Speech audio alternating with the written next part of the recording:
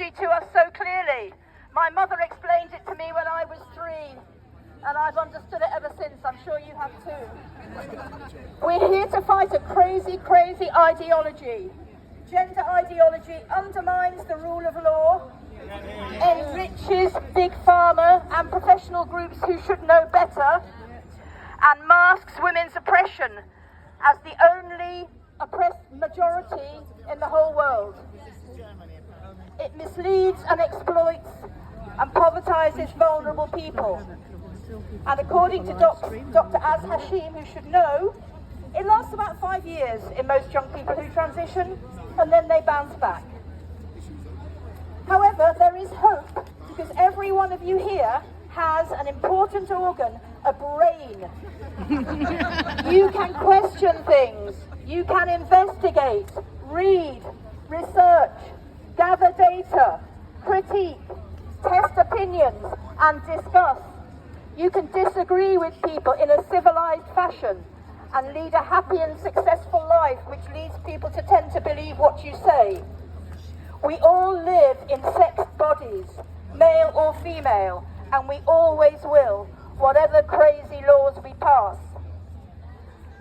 I don't wish to be frivolous, but some of you here may remember when the wonderful dessert, Death by Chocolate, came onto our menus.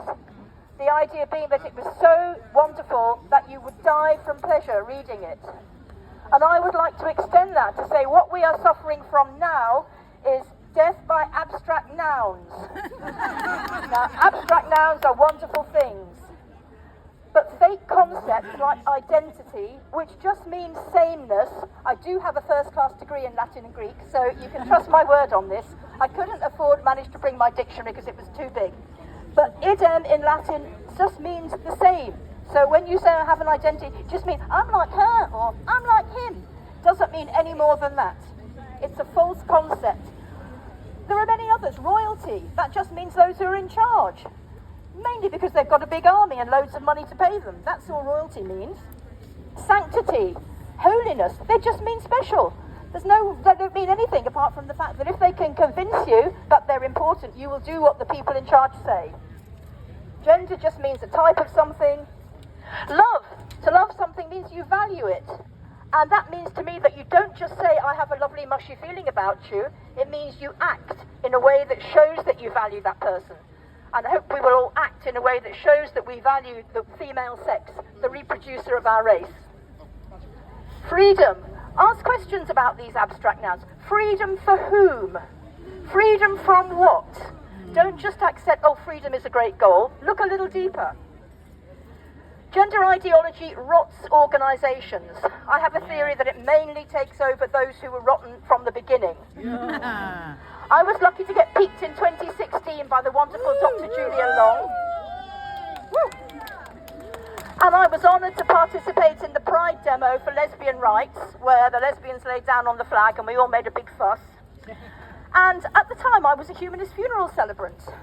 And the humanists, this is the British Humanist Association, on whose board is a gentleman called Richie Thompson, they broke all their own procedures and made up a complaint against me, saying that because I was in that demo, I would misgender a trans person, and I would refuse to take a trans person's funeral, neither of which I would ever have done because I wouldn't have got that near. I've recently done a subject access request and established all this, so I'm thinking about a little complaint to the Charities Commission, because they really shouldn't do things like that. Right. Back in the day, we just refounded Object. You have to link these feminist issues. It's important to link what I call the 5 pillars of patriarchy. Porn, prostitution, sex clubs, trans, and the next one down the line is going to be surrogacy. Thank you. I'm glad you all know that surrogacy is the worst. New trans. The fertility industry is there, ready with big pharma, ready to make money out of the people who've damaged their fertility by trying to change their sex. So, fighting for women's rights like driving. You pays to look ahead. Don't just look at what's in front of you. Look at the idiot 3 cars in front of you and be ready for when he does something stupid. Another organisation rotted by ideology, the Kenwood Ladies Pond Association. I can now speak speak about this with authority as I've spent a year on the inside. It's a bit like a day in the life of Ivan Denisovich, you know, a year in the camp. Yeah. When I went on there, I was a very good committee member. I sold merchandise, I served breakfasts, I did all the things that you do. And after a while, I sent in a letter saying I thought we ought to discuss self-ID. They would do anything to avoid discussing it, and I'll spare you the details. But in the end, I put in some complaints about the fact that they got very personal about me. Foolishly, they did it in writing. And I've now just said that they did a big report about my complaints, and the lawyer who was investigating happened to mention there were complaints against me. Oh, I said, that's interesting. No one's told me. I haven't had the chance to defend myself. And the law of the land says that people have to tell you what they write about you. So I've just sent another nice subject access request into the Kenwood Ladies Pond Association, and no doubt there'll be some cheesy details in there. So these rotten organisations, we have to get inside them and we have to improve them.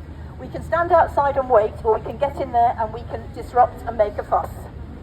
I have to say, I found out when inside the KLPA that they don't follow their own constitution, they don't follow their own rules, they wasted a lot of money on an obviously going to fail disability campaign, and to quote a very nice Telegraph journalist, they are not a committee, they are a clique.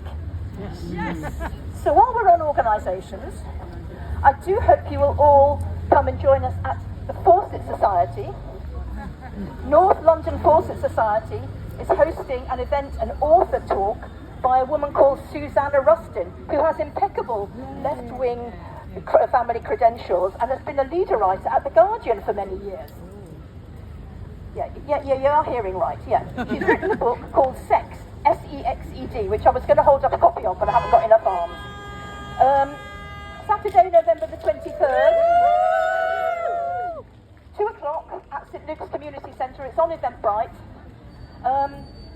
Do come and join us. When the Guardian writers are starting to write books about sex, not gender, then, there might be something to celebrate. Germany, I really feel for our German sisters. I do feel that there's a big link between countries that went down the legalising of the sex trade and people that are regularly legalising this. Look at New Zealand, look at Germany, massive acceptance that prostitution is real. Here it was fought off mainly by the people who worked in job centres who said, oi, that's not a real job, we're not recruiting women into that. Back in 2008, and it all disappeared. So, pat ourselves on the back here, we fought it off here.